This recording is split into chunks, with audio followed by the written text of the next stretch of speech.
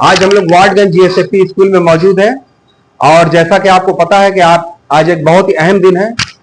आज के दिन पूरी दुनिया में 21 फरवरी को यौम मादरी जुबान मनाई जाती है। आप देख सकते हैं कि बैनुल अक़वामी यौम मादरी जुबान हम मनाने के लिए यहाँ इकट्ठा हुए हैं।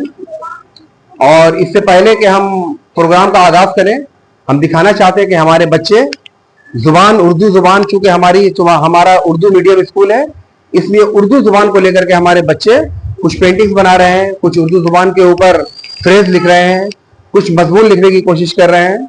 अलग अलग बच्चे अलग अलग तरह से अपना काम कर रहे हैं। तो मैं आपको बता दूं कि उर्दू जुबान किस तरह से हिंदुस्तान में आई। सबसे अहम बात जो है वो है कि उर्दू जुबान सबसे लेटेस्ट जुबान है हिंदुस्तान के लिए, हमारे मुल्क के लिए।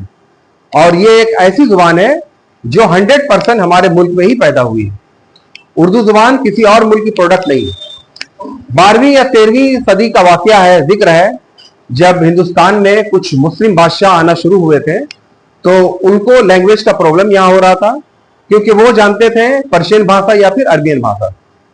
लिहाजा उनके जब यहां पर आए और उन्होंने शासन किया, तब उन्होंने फौज को लेकर के धीरे धीरे एक नई भाषा का इजाद किया।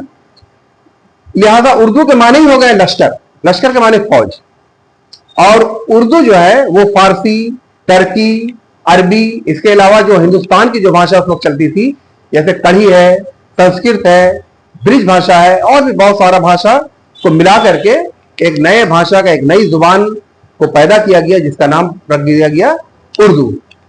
और उर्दू जुबान बहुत ही दिलकश, बहुत ही प्यारी, बहुत ही खूबसूरत जुबान है। इसे लोग बहुत ज्यादा पसंद करते हैं, हमारे बच्चे भी इसे बहुत पसंद करते हैं। और अभी तो एक ट्रेंड चला हुआ है कि लोग शेर व शायरी और गजल उर्दू में ही करते हैं। और फिल्म इंडस्ट्री भी मेरे ख्याल से उर्दू पर ही टिकी हुई है। अभी जो फिल्म बनती है, जो हिंदी फिल्म जिसे हम कहते हैं, एक्चुअल में वो उर्दू लैंग्वेज है। लिहाजा उर्दू लैंग्वेज को हमें फरोग देना चाहिए, हमें तरवीज देना चाहिए, क्योंकि उर्दू हमारी अपनी जुबान है, हिंदुस्तान की अपनी जुबान है, और हमको अपनी जुबान को फरोग देना चाहिए। लिहाजा उर्दू जुबान को फरोग देने के लिए आज हम इस तरह का एक प्रोग्राम कर रहे हैं और बहुत जल्द हम आपको दिखाएंगे कि हमारे बच्चे ने क्या क्या बनाया है। अभी आप देख सकते हैं कि हमारे बच्चे यहाँ पर बहुत ही खूबसूरत तरीके से ड्राइंग और कुछ उर्दू जुबान पर कुछ लिखने की कोशिश कर रहे हैं, और बहुत जल्द आपके सामने इनका रिजल्ट आएगा। इससे पहले कि बच्चे अपने काम में मसरूफ हैं, मैं आपको मज़ीद बताता चलूँ कि उर्दू ज़ुबान को जब हिंदुस्तान में फ़रोग मिला तो धीरे धीरे यहाँ पर शायरों ने भी जन्म लिया।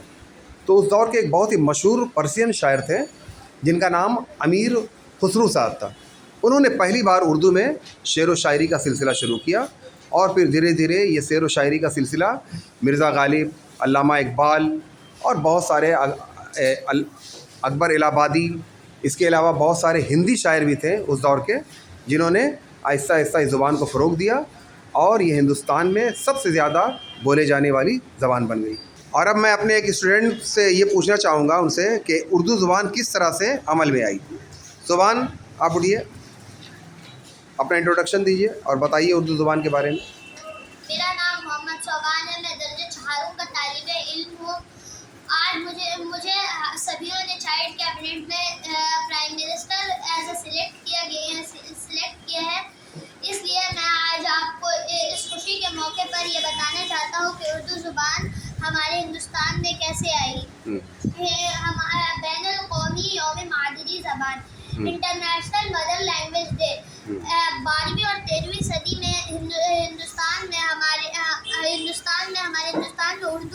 उर्दू इजाद हुई। उर्दू में बहुत से अलग अलग लैंग्वेज मिले हुए हैं, जैसे अरबी, फारसी, संस्कृत, टर्की और हिंदी वगैरह।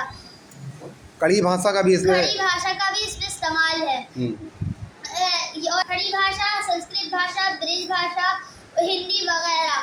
और हमारे मुल्क में और पूरे दुनिया में सबसे पहला उर्दू का इस्तेमाल हमारे मुल्क में दिल्ली में हुआ। हाँ, दिल्ली से स्टार्ट किया गया। शाबाश, बहुत अच्छा, ताली बजाइए भाई सोबान के लिए। सादिया, अब आप खड़ी होइए, आप क्या बना रही हैं? अभी कंप्लीट नहीं है। मैंने